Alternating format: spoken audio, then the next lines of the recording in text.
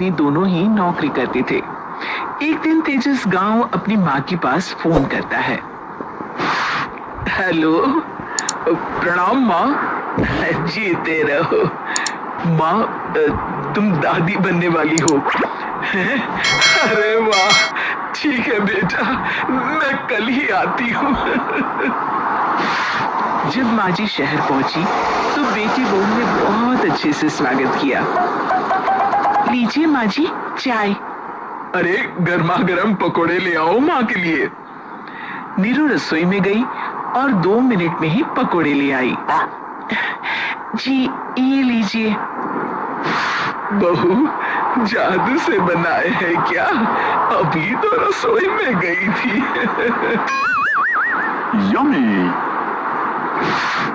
माँ जी, शीला रसोई में पकोड़े तल रही है, मैं बस लेकर आई।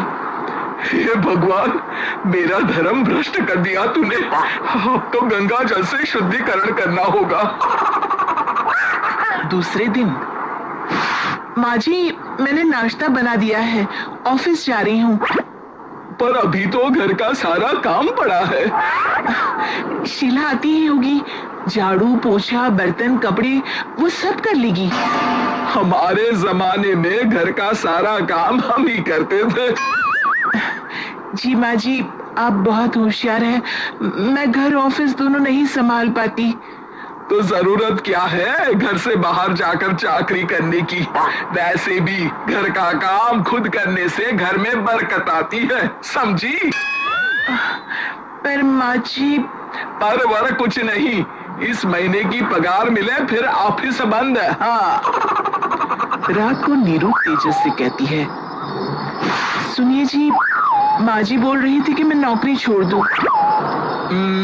वैसे ठीक ही तो है, अभी तुम्हें आराम की जरूरत है। फिर भी आराम कहा, शीला को छुड़ाने के लिए बोल रही थी। तो अब 24 घंटे में इतना काम तो कर ही सकती हो। पर जॉब पसंद है मुझे, घर पर मन नहीं लगेगा। अगले दिन जब दोनों ऑफिस के लिए निकल रहे थे, मेरी तो कोई कीमत ही नहीं है इस घर में। माँ जी, आजकल महंगाई बहुत है, रहन सहन भी बदल गया है, दोनों नौकरी करते हैं तभी ठीक रहता है। अच्छा, तू कहना क्या चाहती है? मेरा बेटा तुझे बिठा के खिला नहीं सकता? तू ही इस घर का खर्च चला रही है, हैं? नहीं माँ जी, मेरा वो मतलब नहीं था। मतलब खूब समझती हूँ, ये बाल धूप में सफेद नहीं किए मैंने। हाँ।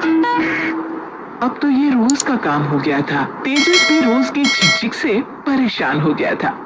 एक दिन उसने कहा, नीरू, वैसे भी तुम्हें मैटरनिटी लीव मिलने वाली है, तो अभी से छुट्टी ले लो।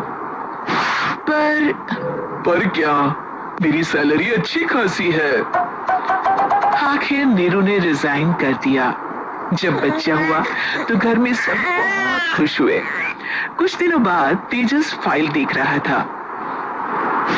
क्या हुआ तेजस, कुछ परेशान लग रहे हो? हाँ, वो हमारी जितनी सेविंग्स थी वो तो हॉस्पिटल में और छठी के फंक्शन में खत्म हो गई है नीरू। और अभी वैसे मंदी चल रही है तो मैं बोल रही थी कल मुन्ना को हेपेटाइटिस का टीका लगवाना है। नीरू, क्या पोस्टपोन नहीं कर सकते? नहीं जी, बिल्कुल नहीं। अब तेजस को समझ में आ रहा था कि उससे गलती हुई है। पैसों की कमी का असर घर के माहौल पर भी पड़ रहा था। अगले दिन, बेटा मेरा चश्मा और ये दवाइयाँ ले आना, पर्चा देते हुए माँ जी ने कहा। जी। तेजस, मुन्ना के लिए दूध का डिब्बा और डायपर भी ले आना, और ये किराने के सामान की लिस्ट है, इसे भी लाना है। तेजस गुस्से में लिस्ट मरोड़कर फेंकता है और चिल्लाता है, पैसे क्या पेड़ पर उगते हैं? ये ले आना, वो ले आना। अरे पर ये जरूरत का सामान ही है। वो गुस्से में बिना कुछ कहे ऑफिस चला गया। अरे लंच तो ले जाइए। नीरू दौड़कर डिब्बा पकड़ाती है।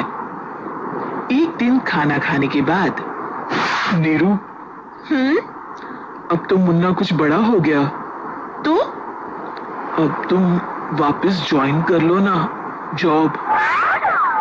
पर इस रिसेशन में जॉब मिलना बहुत मुश्किल है। ट्राई तो करो। फिर मुन्ना?